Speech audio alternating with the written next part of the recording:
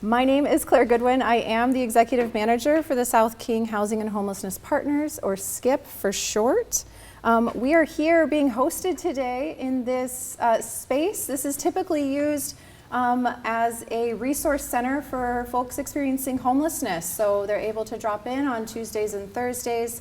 And our Human Services Manager at the City of Auburn was gracious to allow us to occupy this space today. So many thanks to them. So our agenda for today begins with remarks from Representative Adam Smith, who will share insights into his work at the federal level and its impact on affordable housing.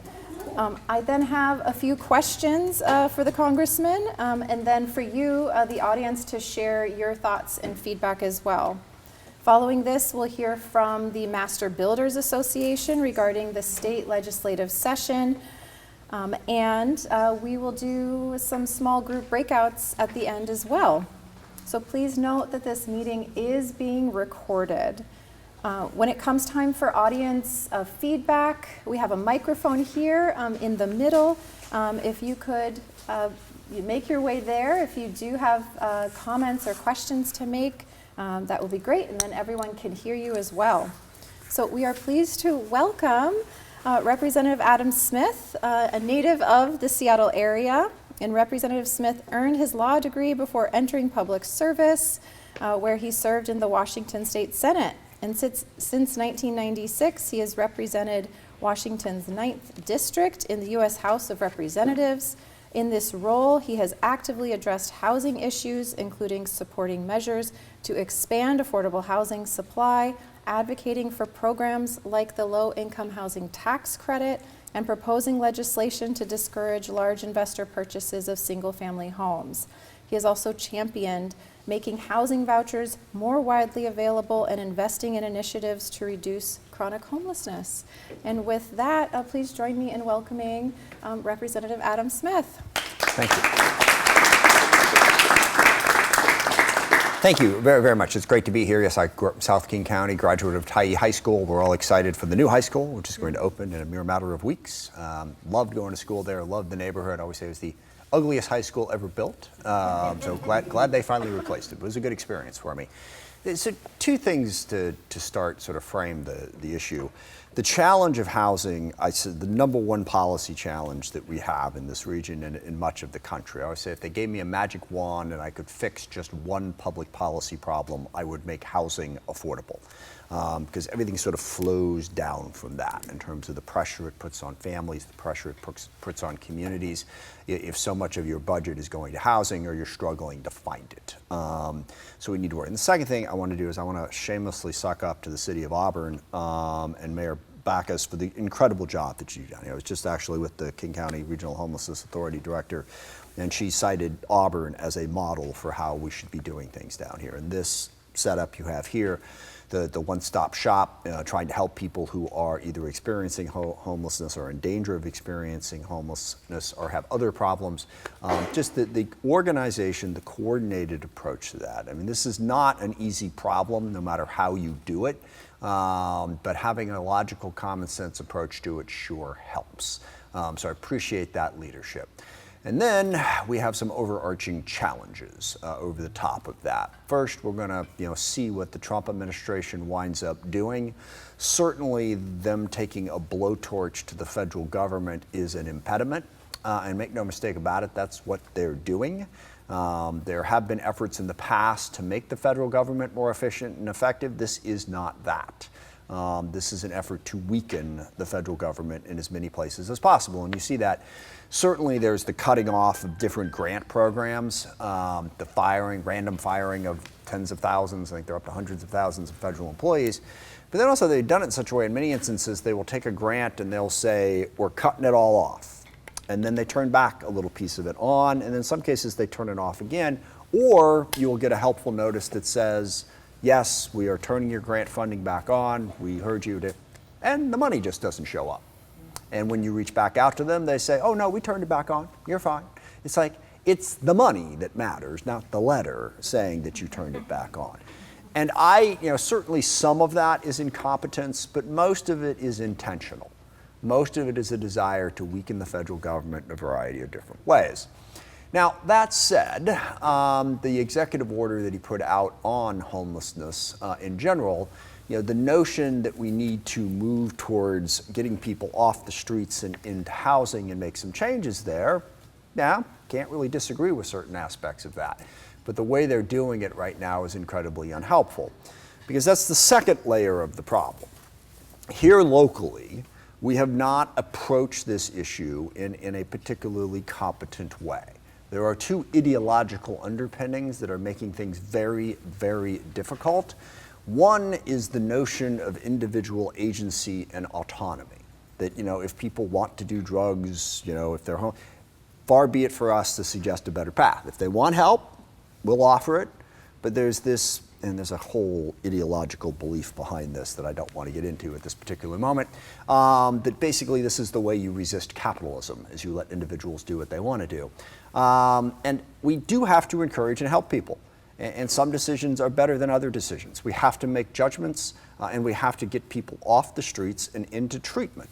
And it can't always just be up to the individual in question. You're taking individuals in many instances who are at incredibly low points in their life.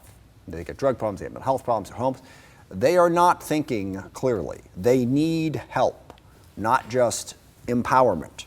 The empowerment comes after you give them that help. And this philosophy has undermined a lot of our efforts to adequately get people off the streets and help. Again, Auburn, totally different approach. Go out, work with it. And I'm not saying you go out and snatch people off the streets and throw them in the back of a car and take them where they don't want to go. But you go out and you have a conversation, you work with them to get them off the streets. I'm also a big fan of an organization called Street Level that operates out of Tukwila.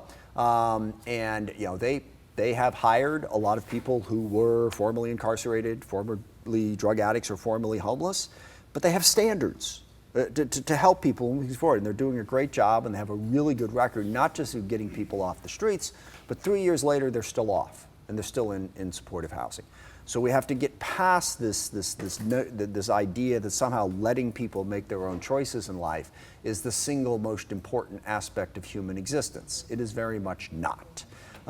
Second problem we have is connected to that in terms of how we fund agencies and how we have the employees at the Regional Homeless Authority and elsewhere. There is a complete lack of standards and accountability, and the notion that we are working towards accomplishing something. We empower the individual. If you didn't feel like showing up to work today, who is it for me as your boss to judge that? Who knows what's going on with you? It's perfectly okay. I've come to summing it up this way. It is wrong to say that these organizations are incompetent. They don't believe in the concept of competence. They don't believe that you can make those types of judgments. Or as a good friend of mine who retired from working in public housing after a 40-year career said, he retired a couple years early. He ran Housing Authority up in Snohomish County, was his last job. He quit because as a boss, he still thought that part of his job was to tell people what to do. And he realized that that was simply not acceptable around here anymore, so he quit. We need, sorry. I got to know the audience. They're in Port Townsend, they're doing well. Living their best lives, as they say. And we have to simply get past that. And part of the way I've tried to urge this, we are in the business of helping people, okay? So we should want to do that well. And there is incredible human satisfaction in doing something well as a team. It's not about berating you for not doing your job. We are working collectively on a really important project. If we do well in doing it, we feel good about ourselves and we help people. The King County Regional Homeless Authority, I just met with their director. How they accidentally hired her, I don't know, because she's great. Okay, I'm like, did they miss the fact that you actually are focused on getting things done? But she's terrific, okay, and we're kind of creeping in a better direction. She did tell me that she's only got them back up to coming into the office 1 day a week, and that was a struggle. So that's a bad news side of it. But we've got to get back to a collective sense of urgency in working together to solve these problems. I got into a very specific argument with a consultant for the King County Council. My wife worked for the King County Council, and because they work from home all the time, when I'm home, I see it, okay, on the screen.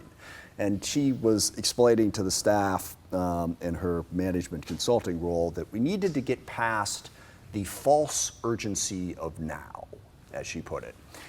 And I was like, oh, that's interesting. And what she meant by that was, okay, the boss, the office, they're going to say that we need this, but do we really? You know, couldn't we all just chill for a while? And it's particularly offensive to me because it's Martin Luther King County. And that quote is a twisted version of Martin Luther King's "the fierce urgency of now," which means that if you're in the business of social justice, if you're in the business of helping people, there is an urgency to what you're doing, and you ought to take pride in that. And let's get to work. And I'm not saying work 90 hours a week and all that, but could we at least think that hard work and results are something that's worth working towards? So, got all that overlaying the top of it. And then we got a pretty significant challenge, and it's driven by the cost of housing and the drug problem. You know, a debate about, well, is it really just the cost of housing or is it behavioral health? It's both, okay? Both contribute to it. So we need to increase the amount of treatment facilities going forward, but more than anything, and I'll stop here because I don't want to get you, we need to build housing. And I'll give you a couple success stories that I've read about just in the last week and a half that automotive made us around here.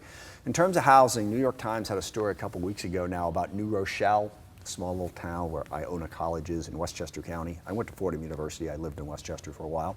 Not there. But anyway, so we're talking about a pretty busy urban metropolis, suburban metropolis. Their housing costs have gone down slightly over the course of the last 6 years. One of the few areas in the country. How? They built a lot of housing. And New Rochelle is not like, it's not the wide open expanse of West Texas. I mean, they got issues that we have here too in terms of tight spaces and water and all of that. But what they did was they said, you want to build something? We'll let you know in 90 days, period. Now, sometimes the answer is no, but we're not going to drag you out for years and have you submit this, submit that. 90 days, yes or no, let's go, let's build the goddamn housing. Okay, Austin has had some similar success in that regard. And then I was just reading about Dallas today, which has pretty much eliminated street homelessness. Now, part of it is they don't let people sleep on the streets, but the other part of it is they use the continuum of care funding from the federal government to build a lot of permanent supportive housing. So they didn't just take people off the streets, throw them in a temporary shelter for a day or two and go, we're good. They actually put them in a position where they could get to a more sustainable place. And I don't know, I mean, Dallas probably doesn't have the same challenges we do. I'm pretty sure their metro area is larger than ours, Dallas, Fort Worth, and all of that. But there are ways to do this and to get to solutions. We've got to build more housing, we've got to set higher expectations and get better results. As I said, King County Regional Homeless Authority got a new director. There's some hope there, and I think our suburban cities are really working on this problem. And as we come through this, we're going to try to figure out the Trump administration. I'm going to talk to them and see if maybe they want to actually make things work better, not just destroy them. And then, you know, we'll have a new King County executive in January, which I think is an opportunity for a reset, one way or the other, no matter which one wins. So I'm going to try to work on that and then work with the suburban cities. Because when I talk about the challenges that we face down here, it's always 5 issues: affordable housing, homelessness, behavioral health, crime, and workforce development. We get those things, they're all interconnected. We're doing a pretty good job on workforce development. The other 4, we got a long way to go. And that's what I want to try to work on. Thank you. So we have a few questions. We'll see how much time we have, how many we can get through. The first question is, so you mentioned, you know, the need for affordable housing. We know that. And given that the demand for affordable housing far exceeds supply, not just in Washington State and King County, but nationally as well, what role should federal policy play in helping get more affordable housing built? I think the low-income housing tax credit is enormously important. And that's primarily the driver that can do. There are also various funds. I have gotten federal money for a bunch of different housing projects throughout the region. You know, congressionally directed spending. The Filipino community built some housing in Southeast Seattle. Somali communities building housing, Ethiopian, a whole bunch of different groups. So we can drive money if we use the low-income housing tax credit. It's also possible we can do things to incentivize, you know, sort of fixing the permitting process to build more housing. So that's, I think, the primary role the federal government can play. But the main thing, again, is to really get after building more housing and to understand the basic principle that more housing is more housing. The more you build, the more affordable things become. And the other big thing that we need to get after is, as everyone in this room knows better than I do, affordable housing, ironically, is a lot more expensive than any other kind of housing, because there are all kinds of regulations that come with it. In fact, I don't know if it's Seattle or King County that actually taxes new housing to pay for affordable housing, which, you know, there's a bit of a logical problem there. But I think it's just a reflexive hostility to the private sector. And don't get me wrong, I believe in having a balance. You know, I am a progressive. I think you need to regulate businesses. But just being reflexively hostile to anything private, you know, incentives do help. Incentivizing people to build things because they're going to be able to make money doing it can have a positive impact in certain circumstances. We need to embrace that idea and get after it and just simplify the process. And understand, permitting is certainly part of it, but the number of people who have to sign off on it, I always tell the story of the $1.7 million toilet in San Francisco. Abbreviating that story slightly, the reason it cost $1.7 million is because 11 different commissions with somewhere between 25 and 50 people on each had to sign off before you could build said toilet. And that's more inclusive. You know, I think we have to get past the notion that a project is a failure if not absolutely everybody had a say in it and was happy with the result. You know, democracy is about making decisions, giving everyone a voice. Okay, heard you. This is what we're doing. So speeding up that process. We've introduced a couple of bills that would incentivize, would drive out some grant programs to places that do permitting better and do some of these other things better. But mostly it's low-income housing tax credit and then driving dollars out to projects that make sense. So for the audience then, same question to you all. What do you see as the role of the federal government in getting more affordable housing built? And what are you experiencing on the ground in relation to the federal changes made recently?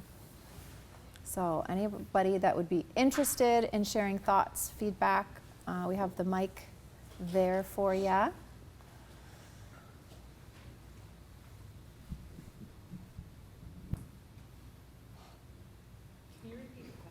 Yeah, so what do you see as the role of the federal government in getting more affordable housing built? I should have said, by the way, that the federal government has some problematic regulations as well. Well, around a lot of things, but around housing in particular, and how big part of the reason why affordable housing is so much more expensive is if you want to qualify for the low-income housing tax credit, here's all the stuff you got to do. So we could also simplify our regulation on the federal level. That's what I would have said. Yeah. Is that's what the federal government could do, is reduce some of the regulations and the. Maybe just. All the tripping here. Oh no, it's okay. We can. It's just because of all the requirements. We Yeah. can just do a handheld mic, maybe. I don't know. Didn't make it easy for you there. It's okay. We'll make it work. I just think that, yeah, I agree that if we can reduce both locally but certainly federally, the nice way of saying is sort of get out of the way. Yeah. I mean, have regulations so that there's good compliance, but don't make the regulations so burdensome that nobody wants to invest and or make it too difficult to build. We operate affordable and PSH properties in our agency, and I mean, once you build it, that's great. The expensive part is staffing it, and that's the most critical part, is that continuum of care part. But we have to have buildings to serve people. And when the regulations create, and even the banking regulations create more struggles and barriers or permits and things like that take forever, it's a disincentive, and we need to incentivize, like you said. Yeah. Absolutely. Hi, thank you for being here. Sunari Marshall, I'm with King County's Housing Community Development Division. I think in terms of federal policy, I think a few things that we're concerned about, continuity of care funds as well. I think the shifting federal priorities, if we're moving away from permanent supportive housing, that's going to Yeah, blow well, that's Well, that was part of the problem. Yeah. The Dallas story is that Yeah. the Trump administration wants to cut the very program that helped make Dallas happen. Exactly, and we're concerned about that here as well. That's, $39 million roughly the county and more at KCRHA for the other types of housing that they're putting on. And then I think the project-based vouchers as well is how we get deep affordability in this region, because the price points are so high. AMI has gone up 75% since 2018, and that means that the allowable rent is much higher than a lot of folks can actually afford in this region. So we're using those vouchers to drive down the costs, and if that gets destabilized, we're in a world of pain across the board. And then I think the final one is something I know the state's been working on here, which is insurance. I think we hear particularly from our PSH providers, but from our other affordable providers as well, that the insurance costs have gone up so much, and if there's anything anyone can do at a higher level of government to kind of come up with a pool or something like that, I think that would be a huge thing. And I just want to thank you for your and the whole legislature's support for the Affordable Housing Credit Improvement Act, sort of the pieces that made it into the budget that are I think going to help expand the ability to build around here. Yeah, good points. And I'm sorry, I forgot about HUD supports Section 8 housing vouchers. They work. They absolutely 100% work to get people into housing. And the waiting list is long, the demand is far greater than the money. So anything we spend on that clearly gets people into housing. Could I just offer one more thing? Sure. Because I don't know who's in the room, but when you're talking about like PSH, permanent supportive housing sites, and I know there's a lot of people who want to just tell people to like get a job or do whatever. I run around 400 units of PSH, and the majority of the people are of senior age and with severe disabilities. There's not a job for them to get. So there are some people who are potentially employable. It's not all people with mental health or addictions that's what's preventing them from getting a job. Some of it is their physical ability or other disabilities, and certainly their age. Recently I had somebody say that. I said, I'll send you the 73-year-old who can't button his shirt and tell me what kind of job you'd like for him to get. And, because people have a different vision if they haven't visited sites. So not knowing who's in the room, I just want to make it really clear that it's not all able-bodied young people who you think you should go get a job. And disabilities are often disabilities you cannot see. All right. So the recently approved federal legislation enacted sweeping reforms to the low-income housing tax credit, or LIHTC program. Among other things, it reduced the 50% tax-exempt bond threshold to 25% for the 4% LIHTC program. This is a substantive policy shift that has been discussed for many years as a bipartisan effort. What was it like getting that passed, especially given the hardline politics at play right now? Well, I mean, beneath the hardline politics, there are a lot of people who are still trying to solve problems. And there is bipartisan support for different ideas. I mean, the problem is the president is very focused on whatever personal vengeance pops into his head on a given day. But if you can get outside of that, particular little vision and sort of hang out in a corner here, there are Republicans that you can still work with, even within the administration. It's hard and it's difficult. So mostly that was a result of the 10 years of work and then finding the moment. And that is the one positive is a lot of things that would have typically seemed impossible. The Trump administration doesn't mind changing things like that. They're not as similarly inhibited. It's like, well, we've worked on it, but we don't quite have agreement yet, so let's try. No, they will. If you can find a good thing, they will force it forward in a way that others haven't. So, and that's what I hope we can do. We've had some conversations. I know I met with the Union Gospel Mission this morning and also Kelly at KCHRA, and they are having conversations with various Trump officials about how to make this work better. So we need to try to seize, even while we push back on the horrible stuff, we need to try to seize the opportunities where we can to make things better. So for the audience, developers in the room and others, how do you see the changes to the LIHTC program impacting you?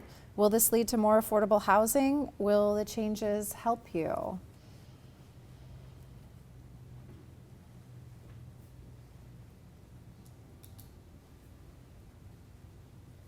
Or maybe it's too early to tell. In general, were people supportive of that change? We have master builders in the room, so yes. Yeah, our national association is supportive of a lot of that change. So. Okay.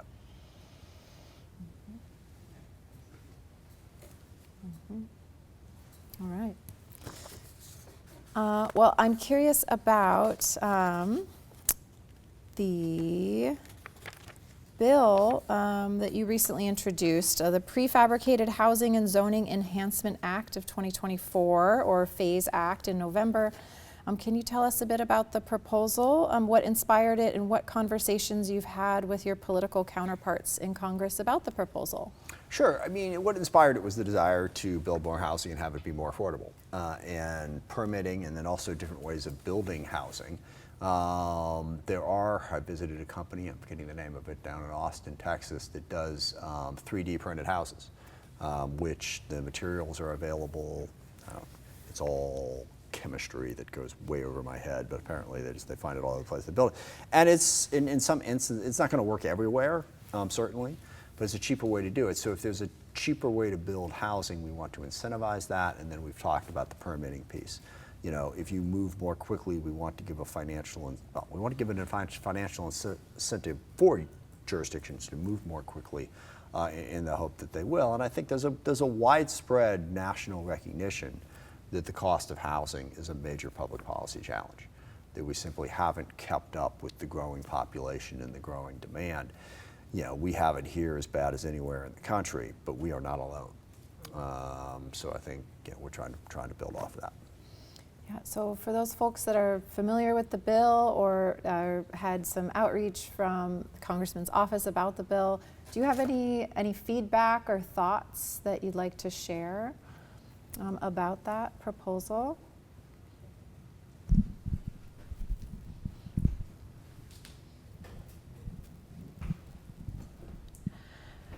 Hi, I'm Kristen Holdsworth, Long Range Planner at Kent, and I want to thank you first for your leadership in championing, especially South King County, on a lot of the issues with housing affordability and how it dovetails frequently with a lot of the other challenges that we have in our region. So we did meet with your office to talk about it, and we thought it was also a great workforce opportunity for bringing jobs locally here. So there's a lot of conversations about the different industries, and the Kent Valley especially has a lot of opportunity to help support some of that manufacturing and industrial work. And so we talked specifically with your team about building in some opportunities that way to also build buy-in with others across the aisle who value housing, but also may value some of the other priorities around it as well. And we were generally supportive of the bill and look forward to working together on it more. Oh, great, thank you. And appreciate your help and guidance as we were working through it. Any other thoughts or feedback on the PHASE Act?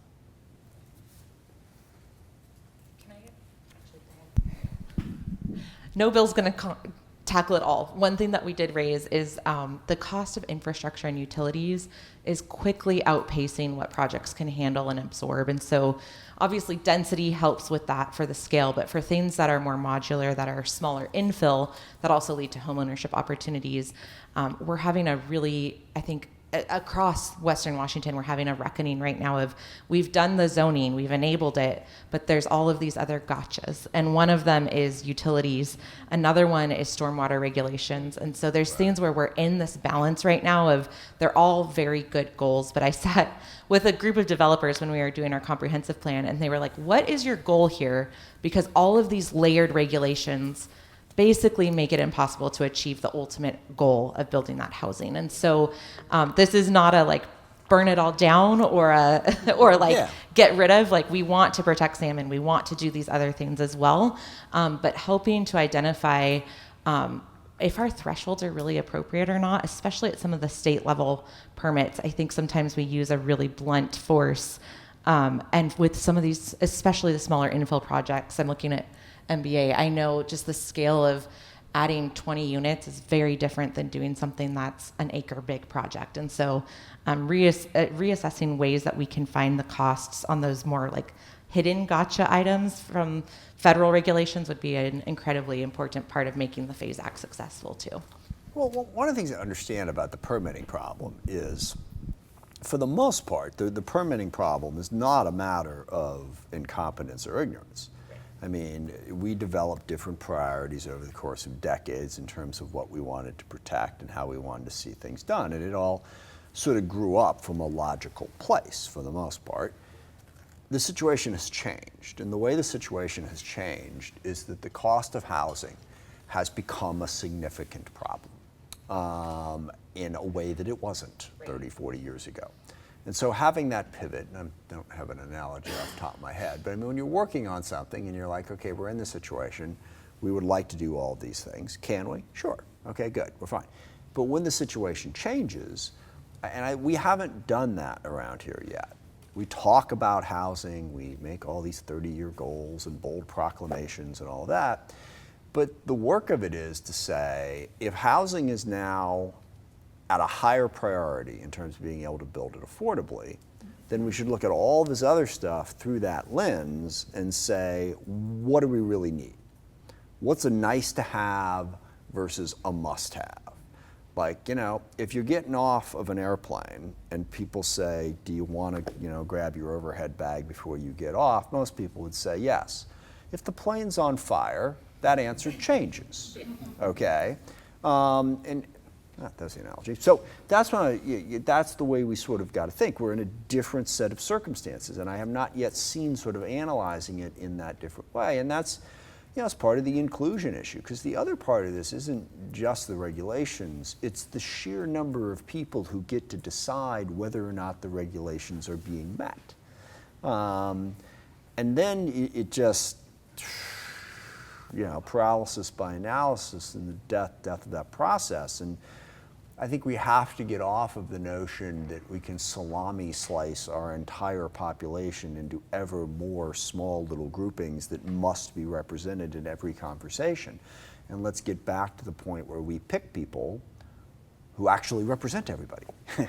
You know, they're aware of the fact, like I am aware of the fact that not everybody in my district looks like me, and they have different backgrounds. And I factor that into my thinking. Okay, I have to consider these other opinions, but we still need decision makers. We still need to be able to move forward. So we need to look at it through that new lens, through a lens of greater urgency.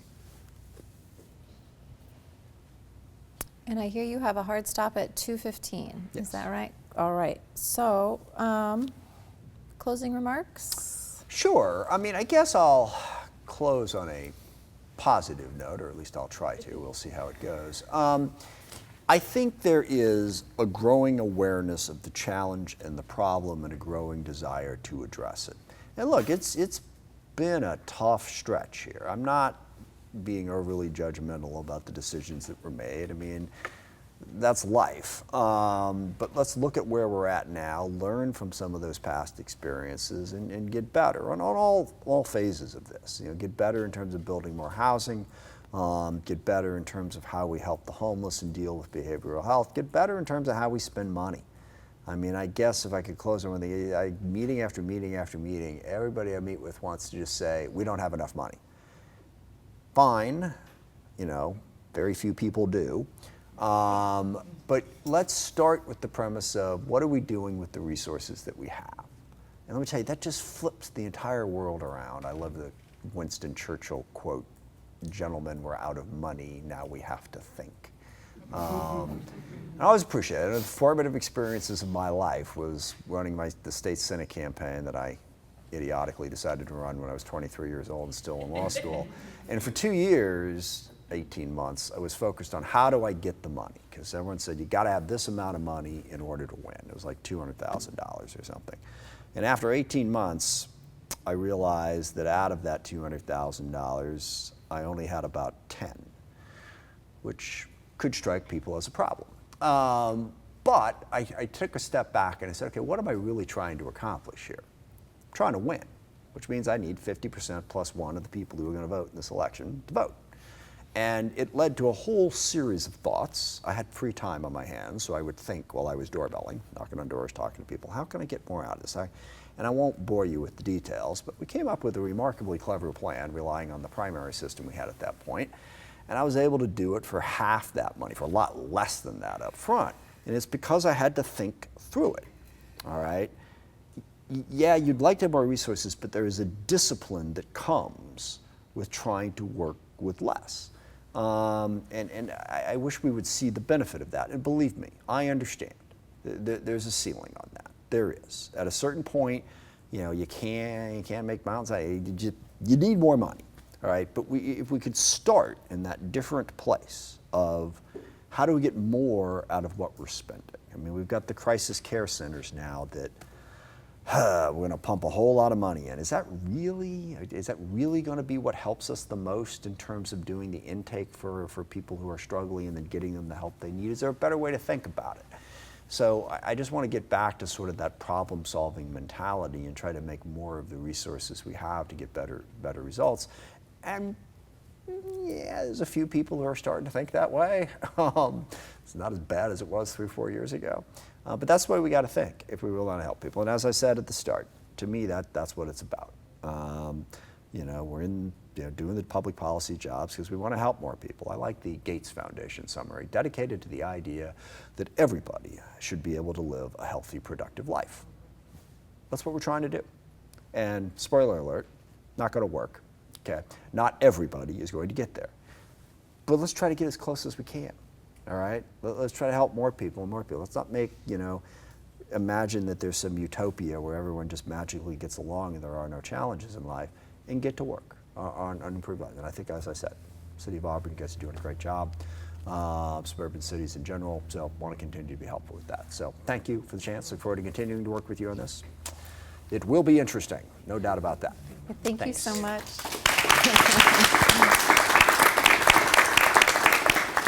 Yeah, thank you for your support of South King County. Thanks for coming today. So I am pleased to welcome Dylan Sluter, a State Government Affairs Manager for the Master Builders Association of King and Snohomish Counties, as our next speaker. Dylan brings over 8 years of experience bridging private industry and public policy. He specializes in advancing policies that support business and community needs, working with elected officials and stakeholders to advocate for solutions in housing and economic development. Dylan's role includes leading advocacy efforts on legislative and regulatory issues impacting the home building industry, ensuring the voices of business and communities are represented. So welcome, Dylan. I've got 6 questions, and at the end of our questions, we're going to turn it back to you all to have some small group discussions, and then we'll report back to the larger group. Excellent. Well, thank you so much. I appreciate you and Dorsal reaching out, and happy to have a conversation. I think great policy is made when people come together. And you have a collaborative approach that's innovative, and we can address, everyone knows the crisis that we're in, and it's actually, messaging-wise, not great to call it a crisis because people feel like they can't fix it. And I think it's better to call it a shortage that we're facing right now. And folks need to realize we can come together and have creative solutions to hopefully move the needle a little bit on the housing metrics. But again, great to be here and happy to have the conversation. Thank you. So tell us a bit about Master Builders Association, who you are and who you represent. So the MBA is the nation's oldest and largest local home builders association. We have about 2,500 members, and that's builders, developers, remodelers, folks in the support industry, a lot of construction workers and folks as well. But like I said, we have about 2,500 members. We're fairly large in the King and Snohomish area.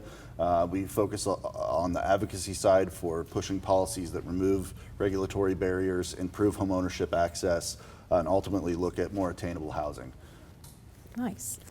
So what bills did Master Builders support during the 2025 state legislative session that passed? Well, I know a lot of folks were sort of queuing it as the year of housing 2.0, and I think I have a frustrating time with that because I think housing is such a broad issue that we're facing not one session's going to fix this, not one silver bullet's going to solve the problem. But we did have some major successes that I think built upon sort of the larger zoning changes we saw in 2023. We finally got lot splitting through, House Bill 1096, a great way to sort of have an administrative split of one lot into two, and hopefully in a quicker process. We had a unit lot subdivision reform that really provide a clear legislative framework for places like Kent, who's looking at it right now, to look at and say, okay, how can we make a unit lot work in our jurisdiction? How can we use things like townhomes and other cottages and things that could use from that parent lot, those small unit lots, to provide that ownership access. We had condo reform, which actually Habitat for Humanity was a great partner on. Ryan Donahue and others worked with us on House Bill 1403, that looked at condo liability and how that could work as far as balancing that liability and insurance issues that we're seeing in condos. In fact, I think Ryan shared with me they had a project that they were building that, if they had better condo law in Washington, would have saved them approximately $1 million. And when we're talking about affordable housing, that's huge. So a bill like that hopefully will go a long way. We're still waiting to see how sort of the insurance industry responds to that, but it was a great step in the right direction. We also had, looking at housing accountability, how can we make sure that jurisdictions are doing the right thing when it comes to addressing their growth concerns? So that bill passed as well. We did some parking reform, which, there's give and takes with that, but ultimately trying to get the market to determine what parking is needed for the specific project they're building, and not setting these high thresholds that can often make housing infeasible to build.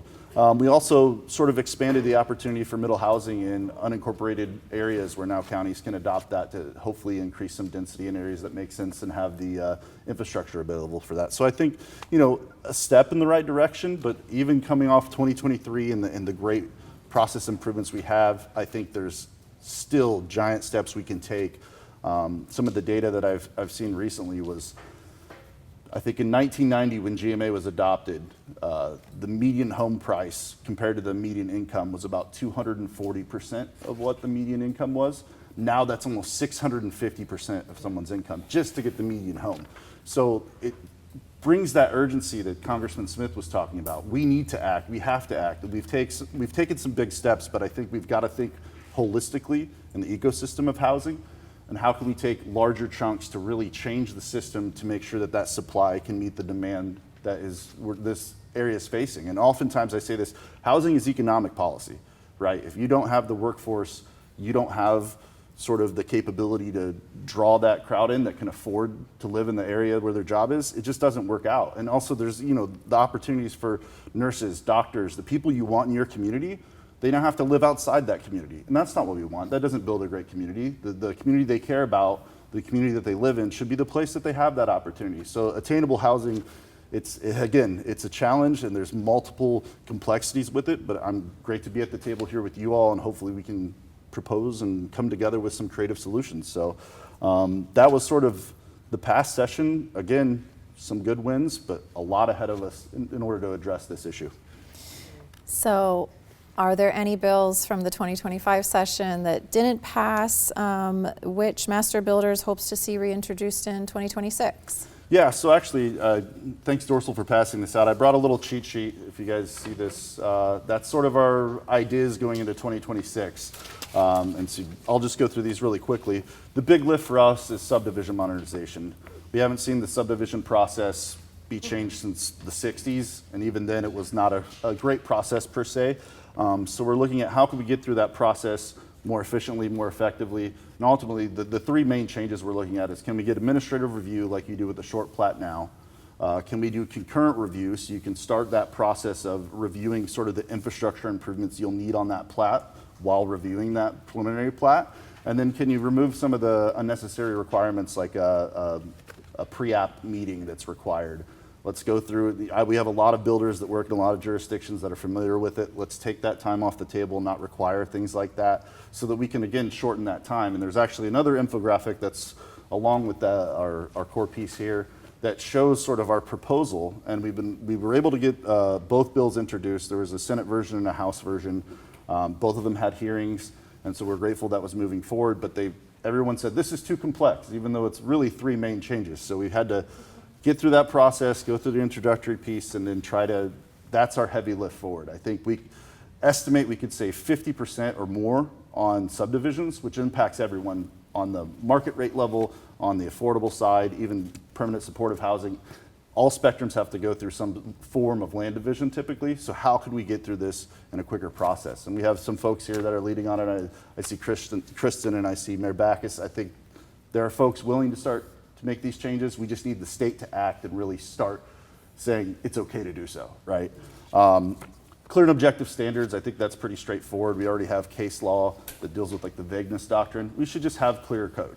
I think when we hear cities say, oh, we have staffing changes and sort of people are revolving to other jurisdictions, and we have builders who might be new to the jurisdiction that just don't understand the code. I think it'd be easier if we could just say, hey, you need clear and objective code that is easy to understand, that doesn't have these wiggle room for vagueness and interpretation, so that everyone that's coming to the table going through the permitting process understands what they're getting into and is not surprised, oh wait, that's not what this means, I thought this meant that. And so that was a bill, Senate Bill 5613, that we're hoping will come back. Sort of an interesting idea on the building code. So looking at the State Building Code Council and making sure that builders are represented there effectively. That's an idea that we have. Right now, people who aren't really practicing the code are sort of writing the code, and that leads to not very practical code, as we've seen from the 2021 codes that are extremely difficult to be able to meet compliance. So our hope is that we'll be able to have more representation on the Building Code Council. And then something that we are sort of borrowing from California is we have a 3-year code cycle. California is now delaying theirs 6 years. We're thinking, hey, let's put a pause on codes so everyone can sort of take a breath and catch up and know what codes they're building on and not have to go through the training and retraining and the process of trying to understand new codes. Let's give ourselves a break here and let building catch up at the same code that we all understand and get to learn. So that's a key piece of that. And I think another piece I want to highlight, this is large, but looking at growth management, sort of the third rail in the legislature. A lot of folks don't want to talk about it. But it is a difficult challenge that we're facing. Our state association, BIW, recently did a study that looked at UGAs in the state, and of the state, less than 4% of the land is a UGA. So very limited capacity. Again, this was done in the 90s before this big economic boom. How can we look at creative ways to not necessarily just go straight expansion, but how could we be surgical and data-based in our analysis of what land is actually buildable? Because I think that methodology is also challenging when you have large setbacks, critical areas, wetlands, things that could never be really built on that are still in the UGA, still counted as buildable land at some point. I think those challenges are how do we offset the environmental goals and resources that we want to protect with what land is actually buildable and where infrastructure can be properly built and what maybe there's opportunities for surgical expansions that make sense with good buildable land. Again, large topics, large issues to talk about, but I think looking at reassessing that process and saying, hey, what do we value? How do we address this crisis? How do we address this supply shortage? As again, Congressman Smith was highlighted, we need to start looking at the process differently now, dealing with the situation that we're in, not from 1990. So it'll be a long discussion. There's a lot of contention around that discussion, and people just don't want to actually touch it at all. But I think to cue up that conversation, let's think of creative and innovative ways that we can get more buildable land. And then self-certification, really leveraging licensed professionals and limiting peer reviews. Right now we have folks that they'll pay for a licensed professional to submit their plans, then gets reviewed by the city, and then the city requires the developer to pay for a third-party review of those plans. And it's like, well, let's start leveraging the licensed professionals that we have in the state and really go through that process quicker of compliance. And let's look at the review cycles and let's get those substantial review cycles with substantive changes addressed in a shorter time cycle than we have builders in cycle 7 and 8 and things that I'm like, can we not just record some of these conditions and move forward unless it's for public health and safety? Like, let's focus on how can we tighten this up and make sure that the comments we're receiving and our builders are receiving are things that are necessary, not little nitpicky things, oh, I didn't like where this mailbox was or something, right? We can figure that out later, but I think if it's code compliance, let's get it done. Rule ADU is pretty straightforward, allowing opportunities for multi-generational living, for staying in place, those things. That's been one we've worked at for quite some time. We're hoping to get that across the finish line. And then the last piece is just, housing's already expensive. Let's not increase the cost that it's going to take to build these homes. We're already in a very price sensitive market, so new fees stacking onto housing, we just are going to oppose. And so that's the other piece of that puzzle. But that's sort of the keys we're looking at. It's going to be a short session in 2026, be a supplementary budget. After the budget of last year, there'll probably still be a lot of discussion on revenue and what that's going to look like, but that's another topic for another time.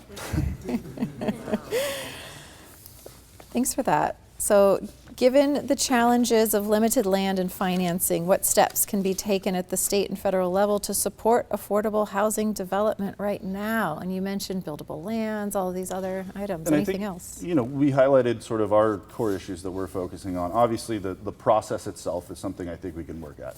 It's continual improvement to that process. We've done some major zoning changes. That's great. I think we can continue to get that process quicker, because ultimately, if it takes 5 years from that plan to build that home and get it on market, that's not quick enough to deal with the million new homes that we need. And right now, the estimates I've seen is we're about 250,000 behind already. And at the rate we're currently building, it would take, even if you stop demand right now, it would probably take 5 or 6 years just to catch up in the current rate that we're building and getting online, just to be not planning for the million new homes. And so we're well behind the curve already, and I think it's going to take some drastic changes to do that. At the federal level, I think that was highlighted pretty significantly. I think things that I would like to see are the grant funding for good actors and jurisdictions, folks that are doing the right zoning changes, the right permit reform. Let's look at grant funding that we could give those cities, because we know, as Congressman Smith highlighted, staffing's a problem, money's a problem. That's what we hear from jurisdictions. How can we help alleviate some of that by folks and incentivize them to do it by folks that are doing the right things? And I think that's a step we could go forward. The interesting piece I'll say as well is infrastructure. It's a huge cost. I would love to see what the federal government can do to help with housing infrastructure. I was talking to the Association of Counties, and one of the ideas they said is, how can we get maybe infrastructure pre-funded and pre-built, and then have some sort of affordability requirement within that, and what that balance looks like? Because that cost is so significant, we have to start thinking creatively, how can we address those infrastructure concerns? So I think there's a few things that federally we can look at, a lot of things that state we can look at, and locally. But again, there's no silver bullet. It's very complex, and I'm happy to hear other ideas too, because again, collaboration is the stuff of innovation. So what do you see as the biggest regulatory hurdles for developers right now, and how could the legislature help streamline those processes without compromising on important standards? Well, I think there's a few things. Everyone knows sort of the mortgage rates right now are fairly high. It's even higher for developers. We're seeing between 2 and 5% more than what the mortgage rates are for lending. And I've heard some creative ideas with how we could potentially address that, have some public-private partnerships, look at potentially the Housing Finance Commission having sort of buy down loans with the revolving loan program, and then have that loan be given to someone that's going to perform on site with some level of affordability. That's not been fleshed out, but there's some ideas that I think we've got to look at. How can we get financing at a way to creatively address those carrying costs? And then that also gets back to our permit reform or our subdivision reform, is if you can't get through that process in 5 years, there's significant carrying costs that you're going. And so when we have builders that come to the table, they have a pro forma, they say, hey, we're planning to do this in 3 years. And then when that goes over a month, that goes over 6 months, you're talking about significant cost increase that they're dealing with just getting through the process. So I think sort of hand in hand, we need to look at what we can do creatively on the financing side and what we can do to get through that process quicker, as well as, like, again, rewarding the jurisdictions that are good actors. I think there's creative ways that we can approach that. But again, the challenge before us is a constrained budget, and will folks have that political will to make those significant changes? That's the questions that we're asking. It's difficult in the current political environment. So we often hear about different priorities at the local and state levels. Can you share an example of a time when these priorities related to housing development aligned to create a positive outcome, and another where they have conflicted, creating a challenge? Yeah, I think a couple of thoughts is middle housing. Like, we were able to get AWC to come to the table and be supportive in the end of that, and to do it in a productive way. And obviously, a lot of folks were going through the comp plan updates, and hopefully we're at a a better level there when it comes to the zoning. I think with the ADU reform as well, House Bill 1337, we brought a lot of folks to the table. We highlighted Habitat was a great partner on the condo bill, as well as the middle housing, HDC, other folks. We work with a lot of different affordable developers, and as well as market rate folks, to try to, hey, this all impacts us, right? Zoning doesn't just impact market rate, it impacts what you're able to build as well, as a more affordable or subsidized home builder. So I think looking at those broad-based coalitions, instead of saying where's our differences, let's look at what can we agree on and where can we move forward with. And I think middle housing, ADUs, condo reform, those things were something we could come to the table and say, hey, this needed changed, and we saw that change. I think there are some other pieces that are more of a conflict. I think tree retention programs oftentimes are used as a tool to prevent housing rather than actually keep the canopy at the right level.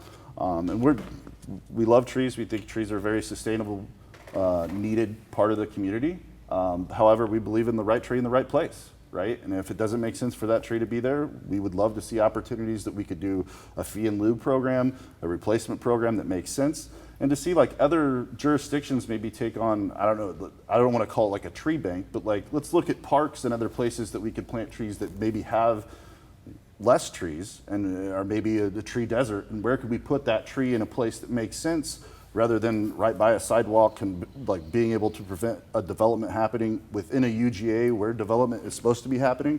I think there's a balance we have to achieve. I don't think it needs to be housing versus trees. I think it's housing and trees. And how can we achieve that level of canopy goal that we have in the future so that everyone's in a healthy, safer environment with some shade and some fresh air? But how do we achieve that housing? And I think that balance needs to be discussed more, where depending on the jurisdiction, it could be pretty cumbersome and difficult to develop. So that's one. And parking reform, that was one that's also a challenge as well. And then the final one I want to say, and I think Congressman Smith sort of highlighted it, it's difficult to make housing more affordable by making it more expensive to build. Yeah. So when you add fees on housing to pay for housing, that's sort of a circular argument. It at some point becomes infeasible. The folks needing that fund isn't going to get that because the homes aren't being built. We're also in a shortage, so those homes that would have been market rate won't get built either. That balance is a difficult discussion. And I think, the master builders, we've looked at this, we hired third-party consultants to look at these nexus studies and things like that. It's a challenge to do that. And I think our position is more of, let's look at broad-based funding. Let's look at ways that we're not just relying on housing to pay for housing, because that's, again, circular. At some point, it will not be feasible.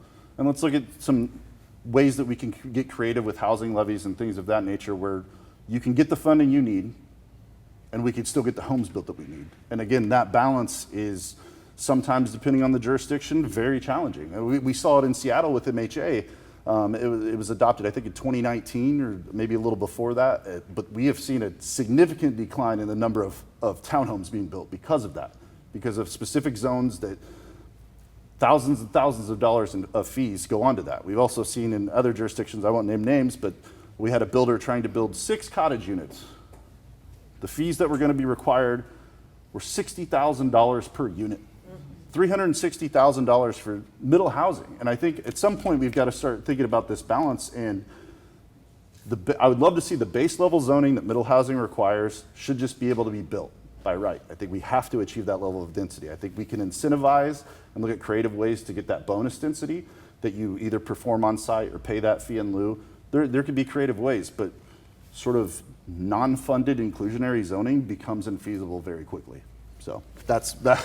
I know that's a conflicting statement, but I just want to work together and bring these issues to the table so that we can try to come up with those creative solutions. So Thanks, Dylan. So you've all been doing a lot of listening right now. And so I want to take the next, let's say 15 minutes for you to meet in your, at your tables to discuss how is this all landing for you? How are you taking in what Dylan's sharing? Would love to have those conversations at your tables here. And then after those 15 minutes, I would like to hear back from you, and we can continue the conversation with Dylan. So let's go ahead. I'm going to start the timer. So let's start. Let's circle back.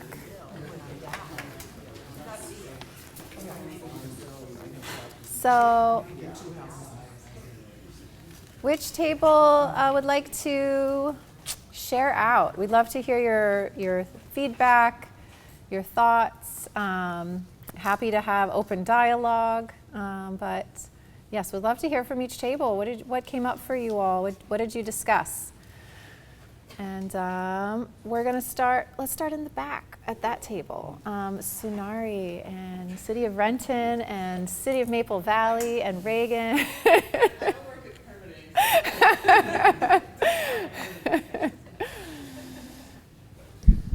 Thank you. Cool, thanks. I'm Alex Morganroth, the planner with City of Renton. Yeah, I think some good ideas. I guess just talking about purely some of the ideas on here. I talked about pre-application meetings. I think we, on the permitting side, feel that it's certainly a value add. We do ours free in Renton, so I kind of get the cutting the timelines. I hear that all the time, obviously, is trying to get the timelines sped up.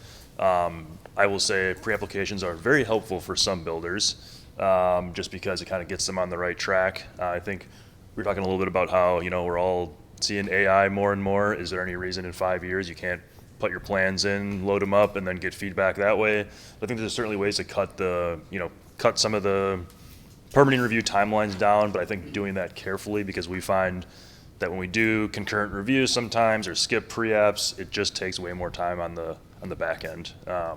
So that's just a little thing. That's just, I work in permitting, so that's my main thing there. I don't know, what else did we talk about? We'll think about it. We'll turn it over to someone else. Thanks, Alex. Well, and I'll just say, I don't think we want to get rid of pre-app meetings. We want to take the requirement for them out, because I think there are definitely folks that use that in a way to figure out their permit process, right? Especially some of the mom and pops. And the same thing with concurrent review. It isn't required that every city does it a specific way. It's applicant requested. So, because there's a lot of risk that the developer takes by doing that as well. So if there's a developer that's comfortable in a jurisdiction, we want to give them that opportunity. I don't think it's going to be something that a mom and pop would be all of a sudden like, I don't understand your code or anything, but I want concurrent review, right? And so I think we're trying to balance it, but happy to hear other ideas as well, ways we could fix it. So thank you for your feedback. Yeah, no, I don't disagree that there's certainly, against some builders that's fine, but the issue is that the people that don't want to go to the pre-apps a lot of times are the ones that probably need to the most. So that's all. Fair enough. I think we can find a middle ground. So. Yeah, absolutely. Thank you. And if I can just add with the AI piece, the Black Home Initiative and OneDrop have been partnering to actually create an AI system that talks with city codes. City of Renton is one of the ones currently on there, but you can literally, it's like a chat GPT. You can go in and I want to build a 2-bedroom townhome with a pool in the backyard and a fence with a driveway. And the AI will come through and say, if you want to build it in the city of Renton, you'll need to do this. You'll need to talk to this office. You'll need to do these things. It's preliminary, but I'm happy. Citycode.co, I think. I can share it after the meeting. Can I touch on that? Because it aligns with what some of our groups talked about. So we did not talk specifically about AI, but we did talk about the fact that we have legacy code that is so silly and makes no sense, but it's on the book, so we have to put a condition and we have to enforce it. And I think, or I know, one of the challenges we've had is that the pace that the state has been adopting changes has been such that we're not planning anymore. We're just reacting and adopting state legislation. So I know, Deja and I worked on a code. It adopted 8 different state legislative requirements. It was 180 pages. And I know there's so many things that conflict with our other code because we didn't have time to go back and clean up those other parts. And we said, that's going to be phase 2, 3, 4, 5, 100, because we know we're going to find it. And that is one example, but it's not the only one. I think we've had this history of we want to pay for the new regulations, but we don't want to look back and critically think about the old ones. And it's the old ones that are the most hurtful. And so I think why can't AI read our code really well? Because our code is a mess. And because where my administrative processes are for building that middle housing are in 4 different chapters with 15 different titles, and they all have slightly different requirements for your landscaping. So like I would say, like, for those that have power with the state legislature, and we're not saying stop all conversations about housing. We're saying, like, fund, incentivize the good players who want to do well to have time to clean up their codes and look at, like, really what is the goal of these, and does whatever my shadow ordinance said 15 years ago really matter anymore? Like, was that a niche thing that one community member brought forth, but now we're applying it and no one actually is looking at where the shadows are landing, so we all just kind of are making people submit studies. Like, I think those are the types of things we would love to see money. And because for me, it's not, yes, we have a resource issue, we have a staffing issue, but to me, it's actually the time issue, that we don't actually have time to think through and collectively move forward. And it's gonna look different for every city, and that's really difficult for Commerce to recognize. Like, what I may think is a big thing to fix our code may look different than what Auburn thinks, but they'll be monumental, and the dividends will pay off in a way that's hard for us to directly quantify until we get to do that work. They need to do the closet cleaning, like when they bring in a new law, they have to get rid of one, right? So it's like, you can't bring anything new in the house unless you're willing to get rid of something. So we need to put them in timeout for a year or 2, just so we can make sure that we've got everything cleaned up. yeah, no, that's right. And at the same time, I'll say, like, I don't think we need to let perfect be the enemy of good. Like, we can keep moving forward. It's just that at this point I think we're not getting to think about what the next 5 to 10 years of our city should look like and how to incentivize that, and I think, Alexandria, you said it best, of like, when we have time, we can come up with really creative solutions and really wonderful things. But right now we're giving really blunt tools that I think ultimately are gonna hurt a lot down the road.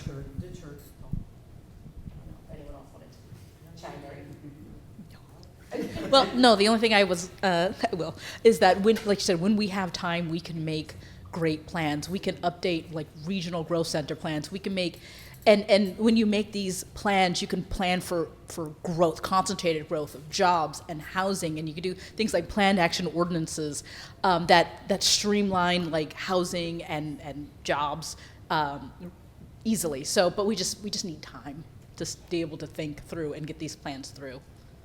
That's all.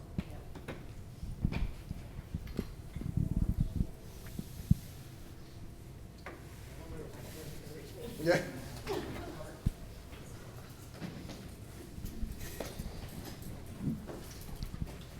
My name is Kayleen. I work for the city of SeaTac. We talked a lot at our table about a lot of different things, but mostly just most of us work for jurisdictions and kind of like what we're seeing or what we're hearing from applicants when they come in. And I know you're the Master Builders Association, so you represent all kinds of people, but I think this conversation is kind of more of a mom and pop sort of one.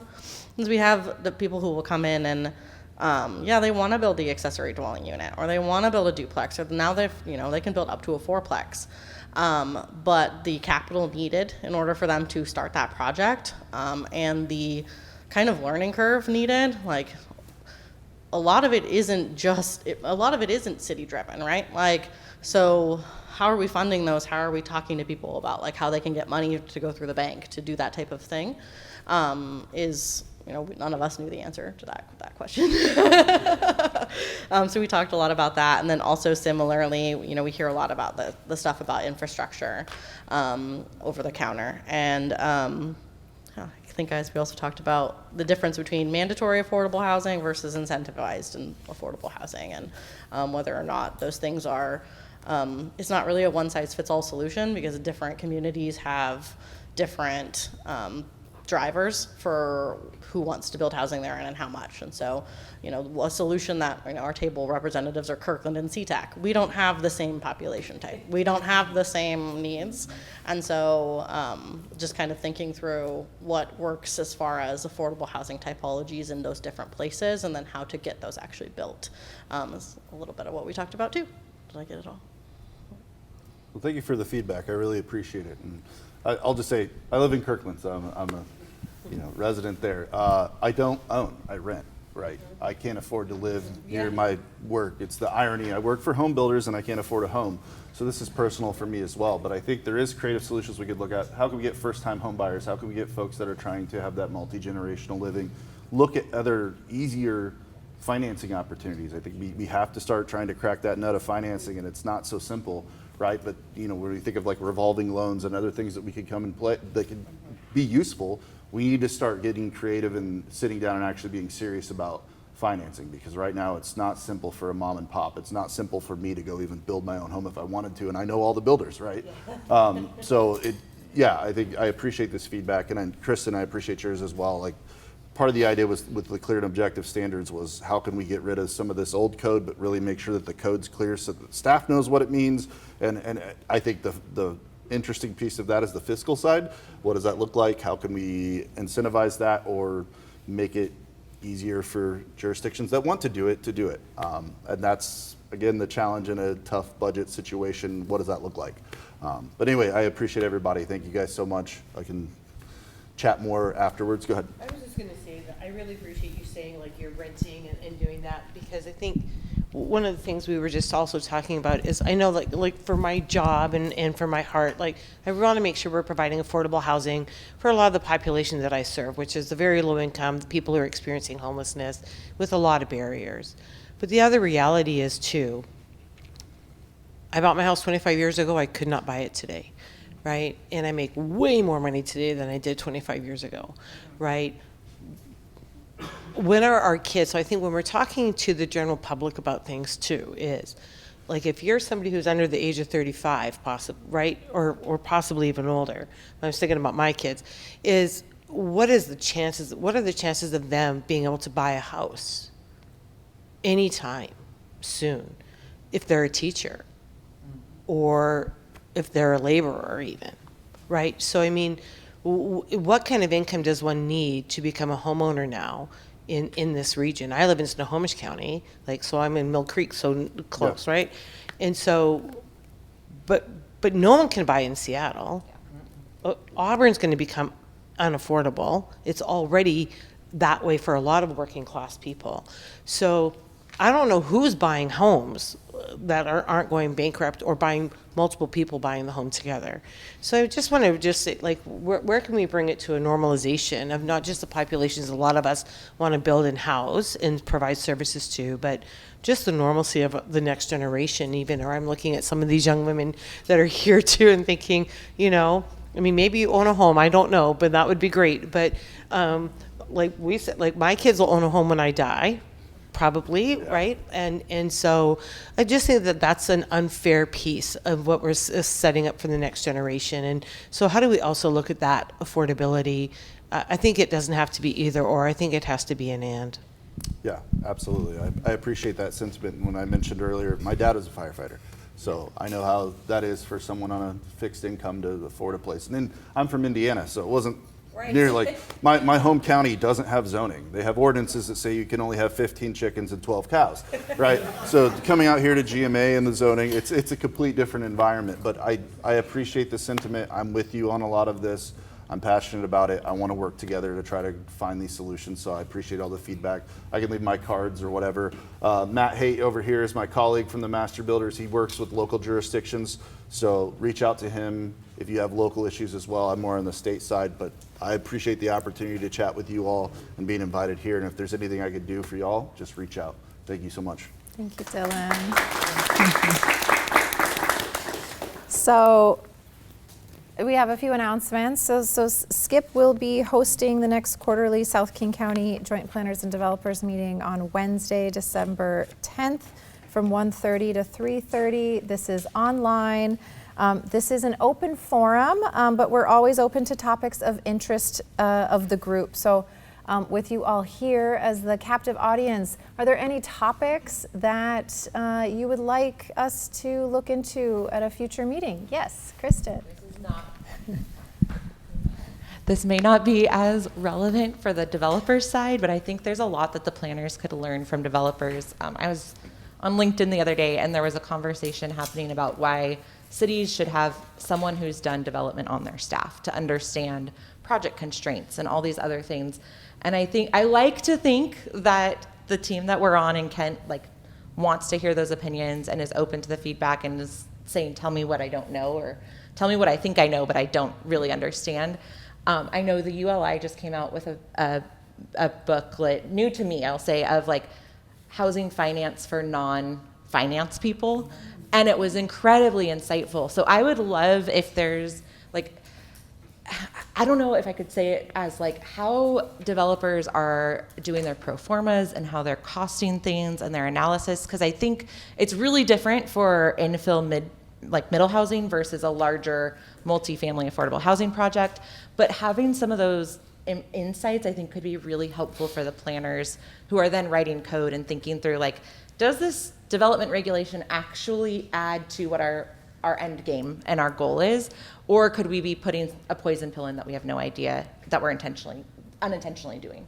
So I don't know how to phrase that better. I'd be happy to talk with you about that topic. And I don't know, maybe Dylan, it's something that I think your teams have, your members have a lot of insights. Todd Sakai is an amazing person just to learn from, but there may be a couple that we could do a more specific invite, Habitat as well, where we ask some specific questions ahead of time and they could say, this is how we think things through. Yeah. So curious for the developers in the room. It would give you all homework. That's my cause. I know you're all so busy. That's what we do. So for the developers in the room, I'm looking at Homestead and MBA. Yeah, what are your thoughts on that? Do you think, is there anything, because I know pro formas are very, you don't necessarily want to share it out, but want to know, is that something you think other developers might be willing to help provide insight on? Yes, I'm seeing. I think there's some that will be open-minded to that. I think a lot of them keep it close to the vest, right? Yeah. But just the fact that we're such a cost-sensitive environment, the way they plan is very intricate, and if you go outside of that, it creates a lot of difficulties. So they try to factor in a ton of things when they go into it, and they do a great job most of the time, but it's not perfect, especially in the current environment that we're in. And to know how cost-sensitive it is, because I can tell you, I've talked to developers that say, I've taken a loss on the last 8 projects because the current market environments, and how long is that feasible until they have to consider bankruptcy, right? And they've had things on the market for so long, again, that carrying cost is a problem. So as we talk about this, I would love to have that discussion, maybe a roundtable with a larger group, but I think we could probably get some interested members to discuss this, especially on the financing side that most people don't want to touch. That'd be great. And just for awareness too, this year SKIP adopted, along with the other public funders, a list of established metrics that folks should be including in their pro formas. And so we're hoping to align on some of these numbers to not have them be so different across every single project. So that was an effort of King County, Department of Commerce, Arch, SKIP, Sound Transit. So any other thoughts for future meetings? All right, well, thank you all for coming today, and in person especially, and for your commitment and engagement in affordable housing in South King County. And thank you for the great work that you all do. I know it's frequently invisible and thankless, and so I will thank you and hope that you'll thank each other as well. And I'd like to extend our gratitude to those that made today possible. We have Kent Haig, pardon me, Jason Jones behind the camera there, Jonathan Glover, and the City of Auburn staff for hosting us, and a special thank you to our speakers, Representative Adam Smith and Dylan Sluter. Thank you so much. And we appreciate the coordination and support from Representative Smith's office, handled by Max Akamoto and Nicole Coker. And a thank you to Dorsal Plant, SKIP's program coordinator, for organizing today's logistics. We've covered a lot of ground today, and I think all of these perspectives are incredibly important and the key takeaway is keep talking with each other, keep engaging in these conversations, even if you disagree with the other person. I think it's important to keep those conversations going, to learn how we can all move together, move forward together. So I encourage you to keep an open mind and keep these conversations going in the future, and hope to see you all at our December 10th online meeting. And that's it for today. Thank you all so much. Thank you.